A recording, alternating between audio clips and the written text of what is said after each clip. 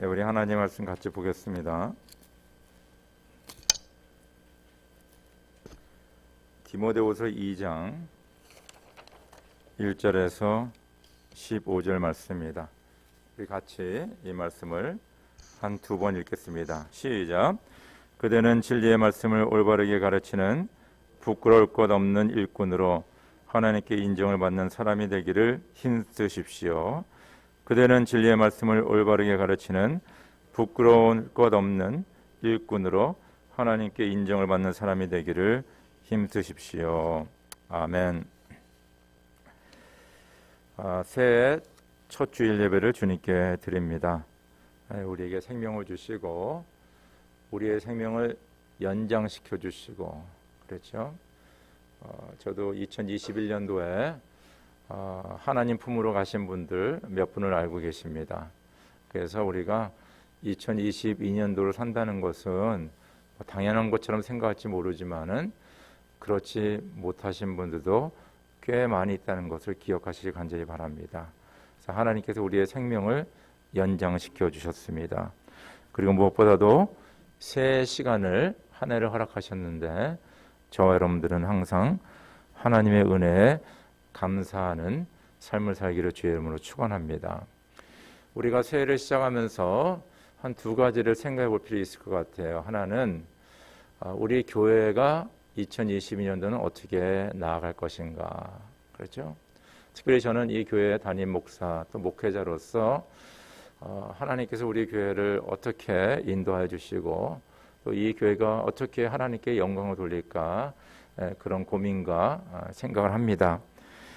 영혼 구원과 제자 잡는 목적으로 저희 교회가 금년에는 좀 올가닉하고 그러니까 내추럴한 뜻이죠. 그리고 다이내믹하고 그렇죠. 좀 그렇죠. 역동성이 있고 그리고 시스테마틱한 그런 교회가 되기를 원합니다. 그러니까 저희 교회가 올가닉하고 그렇죠.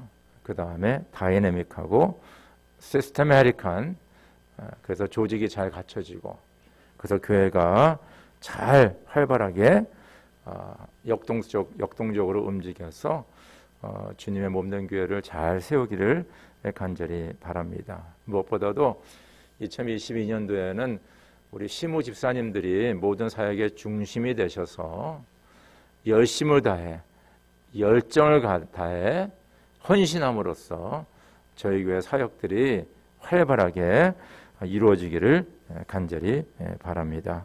무엇보다도 저희가 한사랑 사역 팀을 조직했습니다. 그래서 이 사역원은 아마 성경 공부도 하고 여러 가지 그런 훈련을 통하여서 저희 교회 성기시 일꾼들을 배출하는 그런 기관입니다.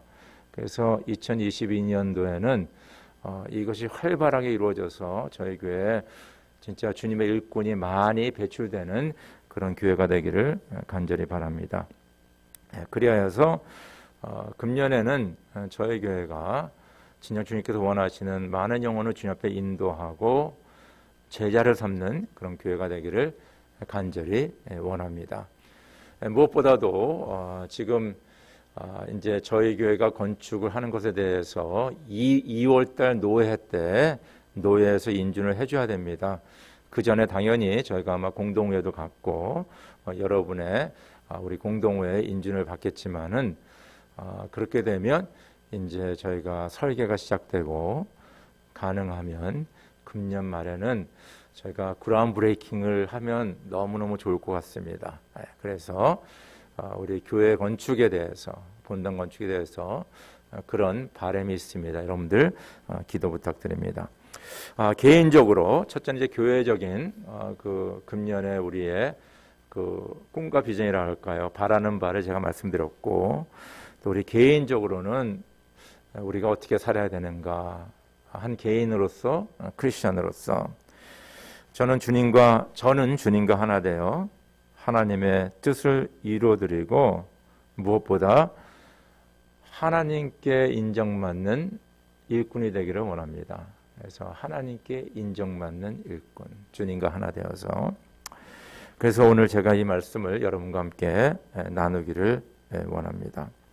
오늘 말씀을 묵상하면서 내가 하나님의 자녀로서 크리스천으로서 한 해를 어떻게 살아야 하는가, 무엇을 목적으로 나아갈 것인가, 무엇이 나의 삶의 기준이 될 것인가, 어떤 삶이 진정 예수 안에서 의미가 있고 보람이 있고 하나님이 기뻐하는 삶인가 함께 고민하며 묵상하며 귀한 결단과 헌신이 있기를 간절히 바랍니다.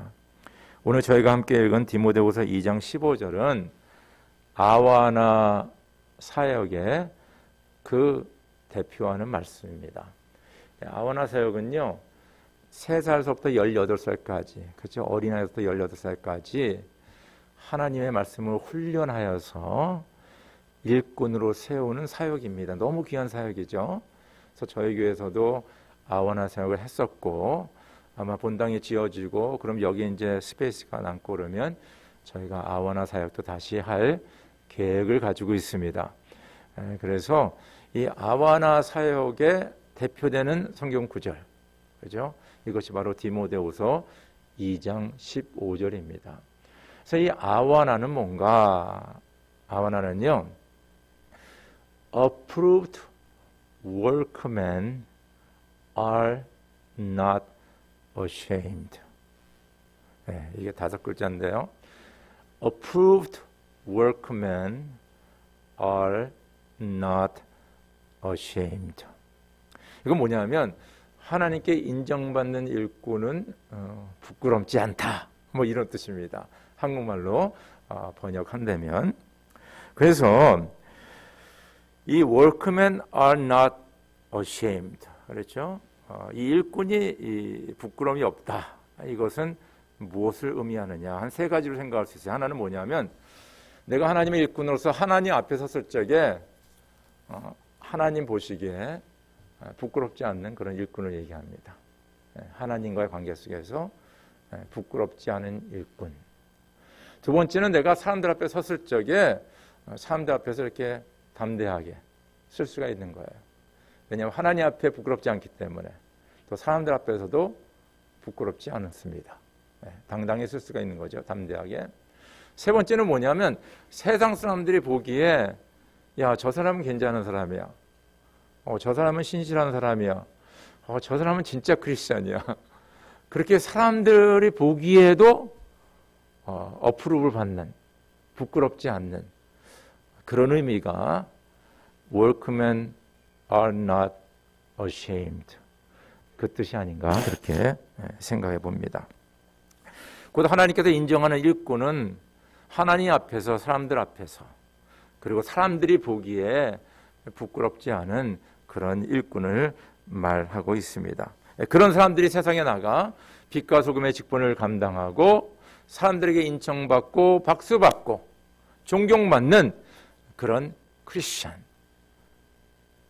저 여러분들이 2022년도에는 그런 하나님의 사람들이 되기를 간절히 바랍니다.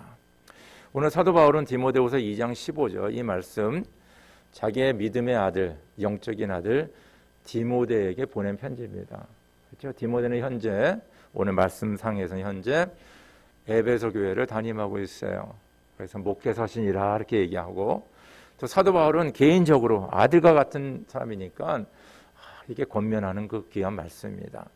그래서 오늘 2장 15절에 처음 나온 말씀이 뭐냐면 그대는 진리의 말씀을 올바르게 가르치는, 그렇죠? 진리의 말씀을 올바르게 가르치는 그런 하나님의 사람이다라고 말씀하고 있습니다. 저는 이 말씀이 오늘 저 여러분들에게 큰 도전의 말씀이 되기를 간절히 원합니다. 많은 성도님들은 그냥 내가 말씀을 읽고 말씀을 따라가고 그냥 열심히 신앙생활하고 거기에 많은 초점이 가 있는데, 오늘 말씀을 통하여서 이제는 거기에서 끝인 것이 아니라 이제는 다른 사람을 가르치는, 그렇죠? 그 자리에까지 이르는 그런 도전, 챌린지가 저 여러분들에게 있기를 간절히 바랍니다. 오늘 말씀 보니까 진리의 말씀을 올바르게 가르쳐라라고 얘기합니다. 오늘 그 주보에 나온, 그 교원에 나온 말씀을 같이 한번 읽겠습니다. 시작. 내가 오늘 당신들에게 명하는 이 말씀을 마음에 새기고 그대는 모든 일에 선한 행실의 모범이 되십시오. 가르치는 일에 순수하고 위험 있는 태도를 보여야 합니다. 그리고 자네는 그들에게 규례와 율법을 가르쳐 주어서 그들이 마땅히 가야 할 길과 그들이 마땅히 하여야 할 일을 알려주게. 2022년 한 해는 저희 교회에서 이렇게 전 교인이 성경 전체를 통독하는 그 프로그램을 저희가 만들었고요.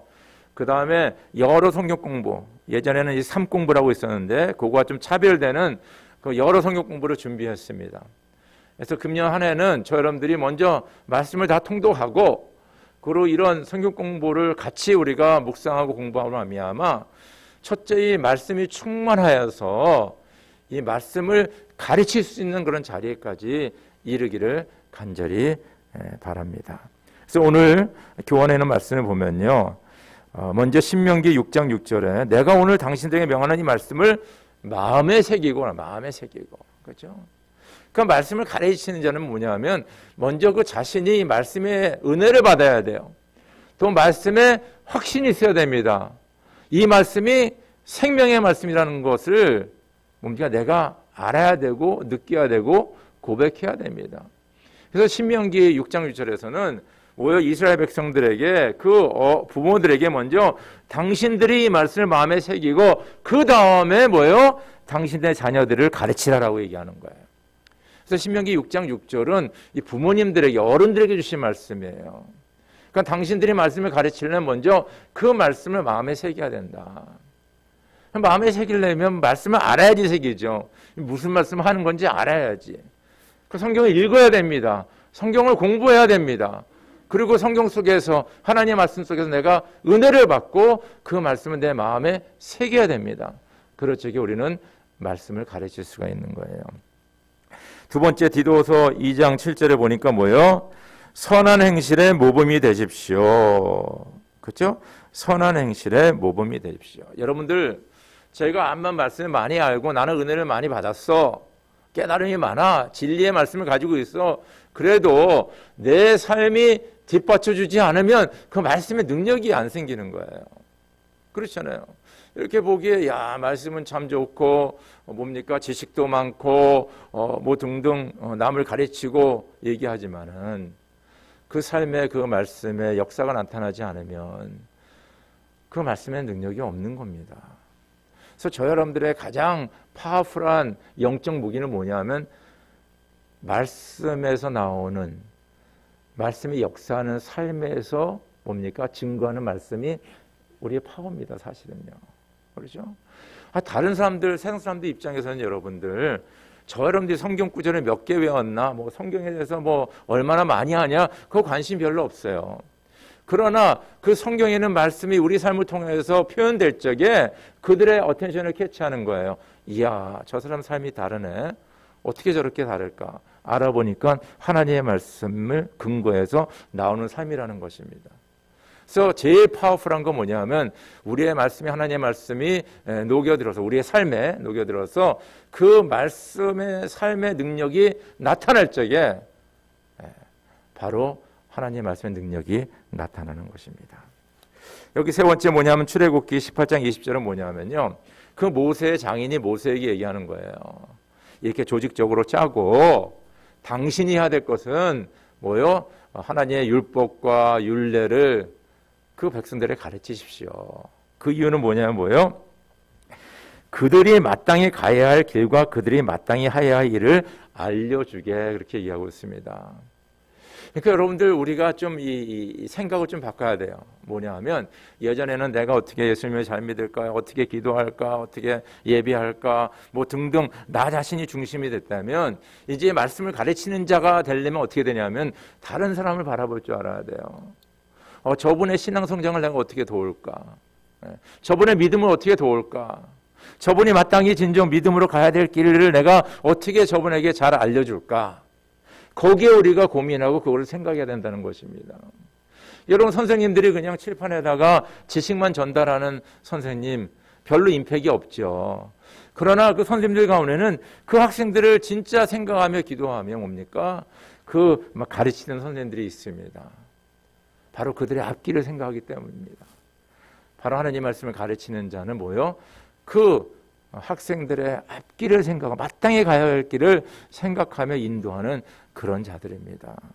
간절히 바라옵기는 먼저 하나님의 말씀 마음에 새기고 선한 행실로 모범이 되고, 그리고 상대방의 마땅히 가야 될 길을 생각하며 고민하며 말씀을 가르치는 그 반열에 오르는 저 여러분들에게를 주의 이름으로 축원합니다. 두 번째, 오늘 말씀 보니까 그대는 진리의 말씀을 올바르게 가르치는 부끄러울 것 없는 일꾼으로, 부끄러울 것이 없는 일꾼이야. 부끄러울 것이 없다 그랬습니다. 우리 말씀을 같이 읽읍시다. 시작.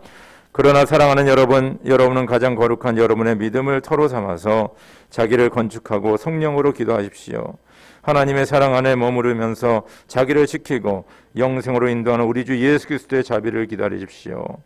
하나님의 의가 복음 속에 나타납니다. 이 일은 오직 믿음에 근거하여 일어납니다.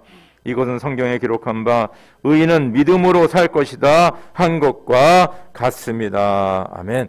그럼 부끄러움이 없는 일꾼, 그 어떻게 세워지는가? 바로 믿음으로 사는 겁니다. 그래서 오늘 말씀 보니까 의인은 오직 믿음으로 살리라. 오늘 우리의 믿음의 근거는 어딥니까? 하나님의 말씀이죠. 그렇죠? 그래서 말씀은 네 마음에 새기라. 말씀을 가르치는 자가 되라. 이게 다 일맥상통하는 말씀이에요. 그래서 우리가 말씀이 근거가 되어 그 말씀을 붙잡고 믿고 나아갈 적에 그 믿음의 기초가 되어 너희를 세우라라고 얘기하고 있어요. 그 믿음의 기초가 돼요. 말씀의 기초가 되는 사람이 뭐냐 하면 바로 예수를 우리가 온전히 믿고 그 말씀을 순종하고 우리가 삶의 실행함으로 말미암아 우리의 삶이 예수 그리스도 안에서 점점점 세워져 가는 겁니다. 점점점 예수님을 닮아가는 겁니다. 점점점 주님의 그 일꾼들로 만들어져 가는 거예요. 믿음으로밖에 할 수 없습니다. 그래서 저희들은 전적으로 믿음으로 살아야 돼요. 다른 방법이 없어요. 세상을 의지하고 세상을 믿고서는 절대 하나님의 일꾼으로 거듭날 수가 없습니다.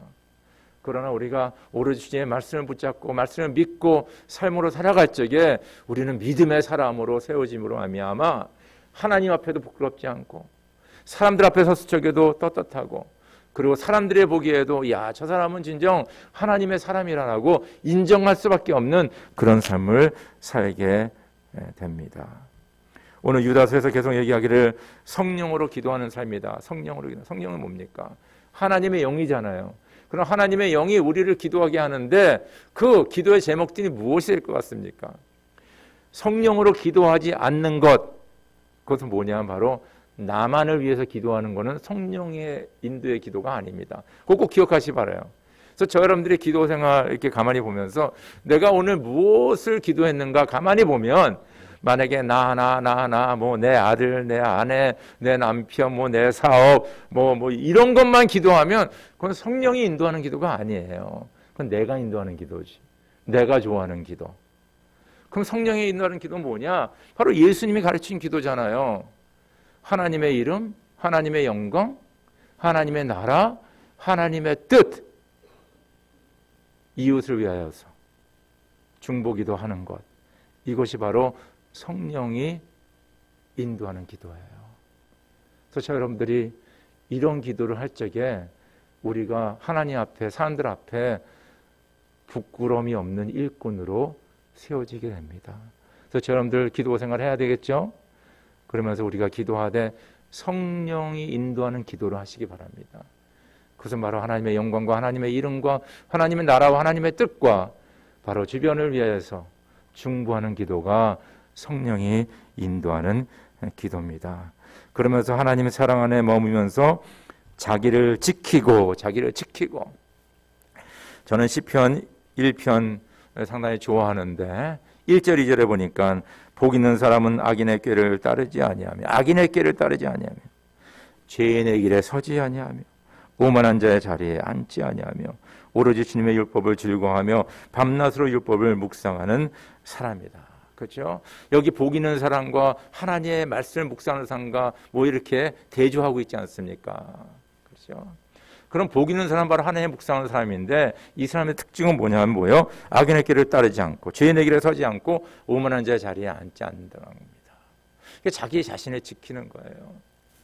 제가 여러분들에게 설교 시간에 성경 공부 시간에 여러 번 얘기하지만은 예수님께서 12제자를 전도하러 보낼 적에 뭐라 그랬어요? 너희는 뭐요? 뱀과 같이 지혜롭고 뭐같이 순결하라 그랬어요? 비둘기같이 순결하라. 우리가 하나님의 말씀 무량됐을 적에요, 그런 시츄에이션이 있을 적에 요셉과 같이 도망가는 거예요. 악한 자들이 나를 꾀일 적에 거기에 넘어가지 않고 우리가 그걸 판단할 수 있어야 됩니다. 하나님의 지혜가 필요해요. 근데 이것이 뭐라 그랬어요? 너의 그 사람은 뭐요? 주야로 주님의 말씀을 묵상하는 자로다. 이럴 적에 하나님께서 우리에게 지혜를 주시고 총명을 주시고 악한 것을 구분하게 해주시고 그들과 함께 안고 그들을 멀리하고 그 유혹과 시험에서 이겨나가는 그런 하나님의 사람이 되는 것입니다. 이럴 적에 우리는 뭐요? 나 자신을 지키고 하나님 앞에서 부끄러움이 없는 그런 일꾼으로 세워주신 것을 기억하실 주의 이름으로 축원합니다. 마지막으로 하나님께 인정받는 자인데 우리 말씀 같이 읽을까요? 시작. 내가 지금 사람들의 마음을 기쁘게 하려 하고 있습니까? 아니면 하나님의 마음을 기쁘게 해드리려고 하고 있습니까? 아니면 사람의 환심을 사려고 하고 있습니까? 내가 아직도 사람의 환심을 사려고 하고 있다면 나는 그리스도의 종이 아닙니다. 그래서 주님께서 여러분의 마음을 굳세게 하셔서 우리 주 예수께서 자기의 모든 성도들과 함께 오실 때 하나님 우리 아버지 앞에 거룩함에 흠잡을 데가 없게 해주시기를 빕니다.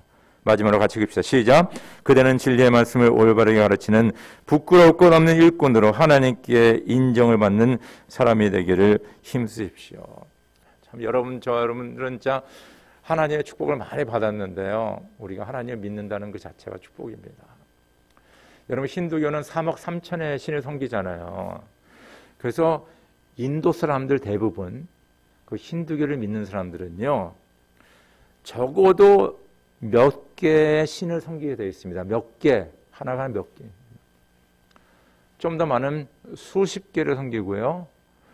더 신앙심이 깊은 사람들은 수백 개, 수천 개의 신을 섬기게 됩니다. 저는 이걸 눈으로 봤어요. 제가 인도를 2번 갔다 왔는데 거기 사람들은요, 진짜 이렇게 집 하나 거쳐서 그 우상들이 쭉 있거든요. 가는 데마다 절하는 거예요. 가는 데마다 절하는. 이 사람들의 마음속에는 내가 이 신들을 제대로 섬기지 않으면 그 신들이 나를 해코지한다고 생각하는 거예요. 그러니까 다 잘 보여야죠. 그러니까 3억 3천 개 신에게는 다 잘 보였으니까 그래도 자기가 생각하기에 나를 해코지할 수 있다는 그 신, 혹은 나에게 복을 준다는 그 신을 향하여서 적게는 몇 개, 많으면 수십 개, 수백 개, 수천 개의 신을 섬기는 거예요.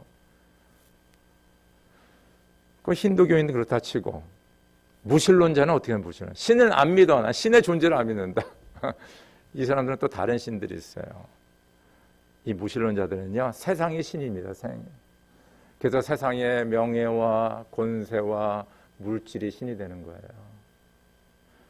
그것을 잡기 위해서 살아가는 거예요. 무신론. 가만히 보세요. 인간에게는 가장 중요하게 생각하는 것들이 있거든요. 그게 하나님이 아니면요, 세상이 될 수밖에 없습니다. 아니면 세상이 아니면 뭡니까? 나는 세상도 안 믿어. 나만 믿어. 그러면 자기 자신이 신이 되는 거예요. 그럼 자기 자신을 만족하기 위해서 별난 일을 당합니다. 뭐 좋은 음식을 먹고 여행도 가고 뭐 사람들 만나고 자기의 뭡니까? 쾌락을 위해서 뭐 등등 모든 일을 자기 중심으로 하게 되는데 세상이나 자기나 그 결과는 똑같아요. 허망이고요. 나중에는 멸망입니다. 왜냐하면 내가 죽으면 끝이잖아요. 그 다음에는 아무 스토리가 없는 거예요. 그래서 3억 3천을 숨기는 힌두교 사람이나 나는 신을 안 믿는다는 무신론자나 그 결론은 똑같습니다. 근데 저와 여러분들은 예수를 믿잖아요. 우리 예수 믿는 사람은 천지 만물을 지으신 하나님 한 분 유일하신 신을 믿는 거예요. 그렇죠? 그리고 그 한 분만 우리가 예배하고 섬기면 되는 거예요. 얼마나 이게 하나님의 은혜입니까?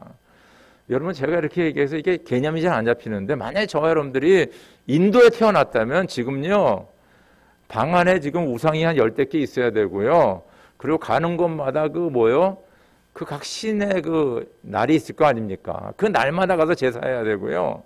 이게 보통이 아닙니다. 그거 하다 인생 다 끝나는 거예요. 거기 있는 사람들이. 저희는 예수님을 만난 거예요. 할렐루야. 그 예수께서 이 땅에 오셔서 십자가에 달려 돌아가시고 우리의 죄값을 다 치러주시고 사흘 부활하셔서 저를 믿는 자는 멸망치 않고 영생을 얻게 하는 그 구원의 은혜를 우리에게 허락하신 것입니다. 저 여러분들 이렇게 구원받은 자들이에요. 하나님의 자녀들이에요. 여러분 사도 바울의 삶을 간해해 보면요, 그의 삶의 우선순위 넘버 1도 예수님이고요, 넘버 2도 예수님이고 넘버 3 다 예수님이 사도 바울의 삶의 프라이어리티였어요. 그래서 오늘 말씀 보니까 내가 사람을 기쁘게 하랴 아니면 하나님을 기쁘게 하랴. 내가 아직도 사람을 기쁘게 살아간다면 나는 그리스도의 종이 아니다라고 그는 말하고 있다는 것입니다.